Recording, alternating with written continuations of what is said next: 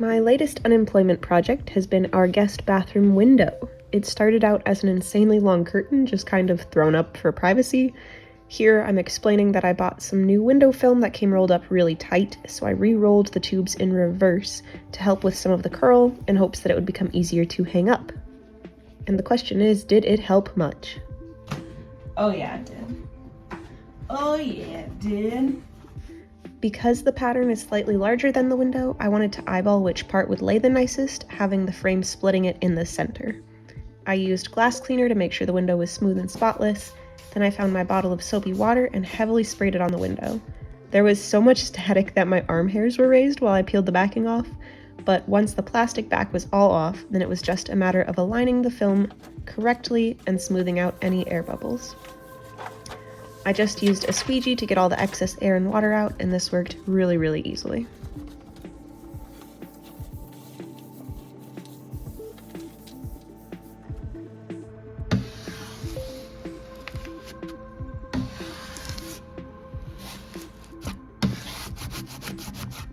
On the second side, I used way more water because the sun kept beating through the window and drying up any liquid I put on it pretty quickly.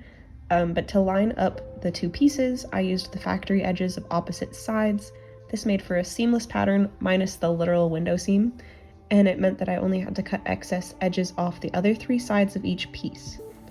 This was just some decorative privacy window film I found from Home Depot, so this product was nothing super fancy, but I really like the quality of the film for the money we paid. And ta-da! I did much more fussing off camera to make sure the film laid super flat, but next meant cutting the extra little strips off the sides.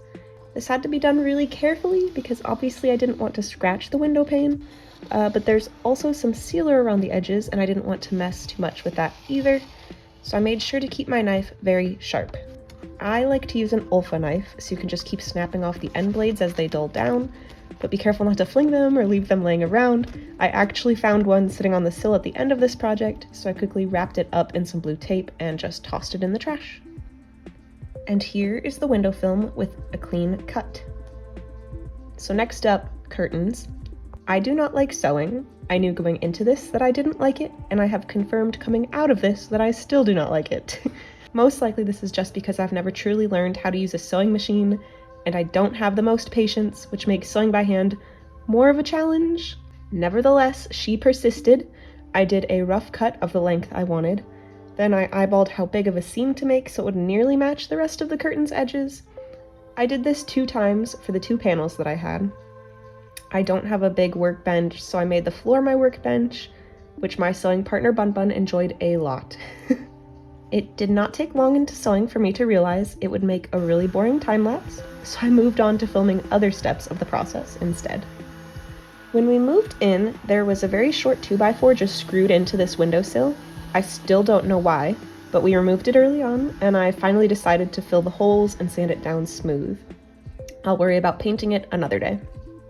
Once I finished sewing, I realized we needed something to properly hang these curtains on. We have just this basic black curtain rod with nothing on either end, but I wanted to spruce it up a bit by making my own floral finials. Finials are just the decorative end pieces of a curtain rod. Now, a while ago, my husband got me this bouquet of flowers that he thought were real. Turned out they were fake, but I've still kept them as a decorative piece because I love how happy they make me. They also wind up making for great DIY project materials. I had a leftover can of gold spray paint that worked great for covering these bits of plastic bouquet. Our bathroom has a slight theme of black and gold, bronze, copper to it, so this fit right in with our mismatched metal decorative bits. Now the stem was too thin to properly fit in the cap meant for a standard finial. First I tried super gluing them in place, but none of the surfaces liked that idea. So in true DIY fashion, I just wrapped some Scotch tape around the stem to bulk it out. This worked surprisingly well for me. So this was pretty nice compared to where we started, but I noticed this hook left in place by a previous owner. Rather than take it out, I really wanted to add to it, so I thought, why not hang a plant there? This is all good and well until I realized I didn't have any hanging plant pots, which then led me to teaching myself how to macrame. It turns out this was really just like making a giant friendship bracelet for a plant. I followed along a tutorial I found online, that I'll link in the description for anyone interested, but I only had to learn 2 knots for this specific hanger, a gathering knot at the very top and bottom, and square knots for literally everything else. This particular pattern took 8 strands of rope each at 108 inches in length, and maybe an hour of my time. A lot of people work with macrame while it's hanging up on a hook, and I found that super helpful once I needed to actually get to framing the pot that I wanted to use. Before then, I just worked on the floor. In the end, my plant had a much larger root system than I thought, so I used a different pot anyway. But the macrame hanger was versatile enough that this one also fit just fine.